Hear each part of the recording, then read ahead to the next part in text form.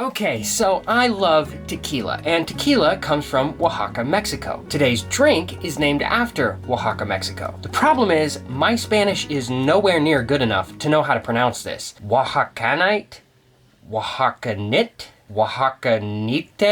Seriously, somebody from Mexico, please help me out in the comments. I'm totally lost, and Google Translate is not helping.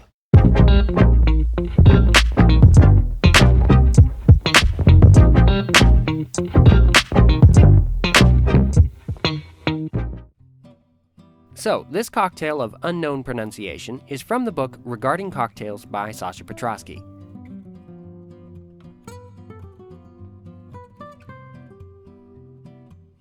To make it, grab a shaker tin and combine 3/4 of an ounce of honey syrup, 3/4 of an ounce of fresh lime juice, a scant half teaspoon of Angostura bitters, 1 ounce of tequila blanco, 1 ounce of Del Maguey Vida Mezcal, and a 2-inch piece of grapefruit zest. Add some cracked ice and a large solid cube to the shaker.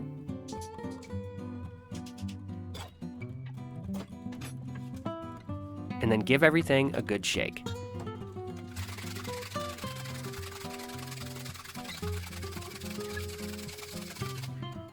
Strain into a cocktail coupe.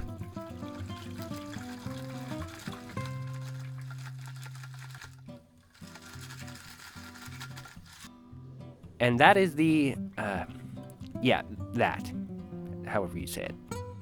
All right, well, it is the moment of truth once again. Time to taste this thing and find out how it is. Before we do, I just want to show you, I don't know if you can see it, but it's interesting. There's a froth on the top of the cocktail, and there's a ton of little tiny ice chips all through it.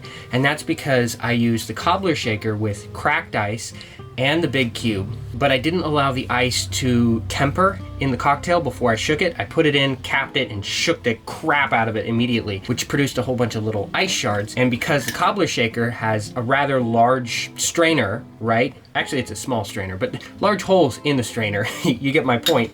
It allows a lot of those ice chips through, which, depending upon your preference, is kind of a nice thing. I don't mind it in a cocktail served up like this, depending upon what it is. I don't like ice chips in my martini, but I do like it in sours typically, which this is a sour, so other than that, it looks like a sidecar, and it smells faintly of mezcal.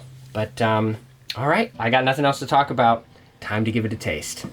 Cheers.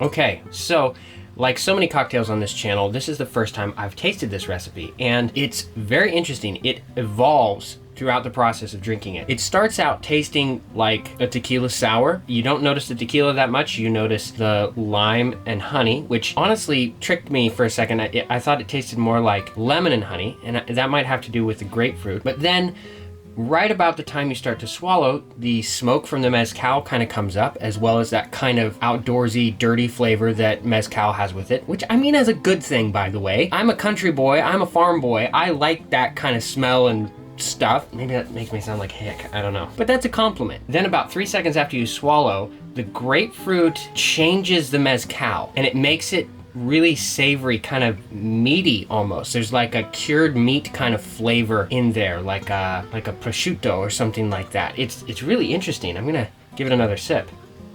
Okay, and that time I noticed the bitters. I forgot they were in there. Okay, so yeah, it tastes like lemon. It's lime, it is lime and grapefruit, but it tastes like lemon and then honey, and then this bitterness kicks in on the middle of your tongue, and then the smoke from the mezcal, and then the grapefruit oil kind of pops in again, makes it taste really meaty, and then it kind of fades to this smoky agave kind of finish. It's definitely more on the sweet side for a sour, which I like. If you preferred things to be a little bit less sweet, you could back off the honey a touch, or you could use a 1-to-1 honey syrup, which would be significantly less sweet. Regarding Cocktails always uses a 3-to-1 honey syrup, which will keep a lot longer, by the way. But this is a really interesting drink. I feel like it could do with a little cinnamon on top, and so I kind of want to give that a try. All right, first I'm gonna give this a smell with the cocktail as I sip it.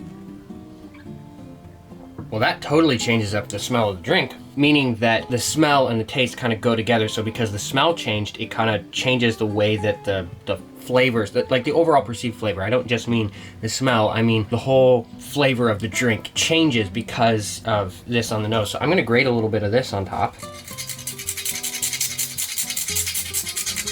and give that a go again. Well, isn't that interesting? So the cinnamon makes it a little bit more candy. It takes away some of the smoke, and that's not a good thing in this cocktail. So it still tastes good with the cinnamon, and you know, normally I don't modify the drinks from the book, but what the heck? I mean, I already tasted it the way it's supposed to be. But the cinnamon makes it taste more candy-like. It makes it taste sort of like the hole in a cup, which I did recently. It's that, I don't know, fruity, rich candy, like fruity gummy candy kind of a thing, but better, because I'm not really big into those kind of candies, but that sort of, I wish I had a better thing to describe it as, but that's the best you're gonna get today. Anyway, the cinnamon takes it more into that realm and delays the smoky flavor by a good 10-15 seconds. So it's not until after you've swallowed, breathed a couple of times, and then you're exhaling that then the smoke from the mezcal kind of comes back up through your nose and you can taste it again. All in all, it's a delightful cocktail. It's really interesting looking. The color's pretty cool. It's frothy. I liked the layer of ice chips on top, which I couldn't really detect with my tongue, but I could see it, and that was kind of cool. Thank you so much for watching. My name is Luke. This has been the Homemade Edition, and I hope to see you in the next video. Cheers.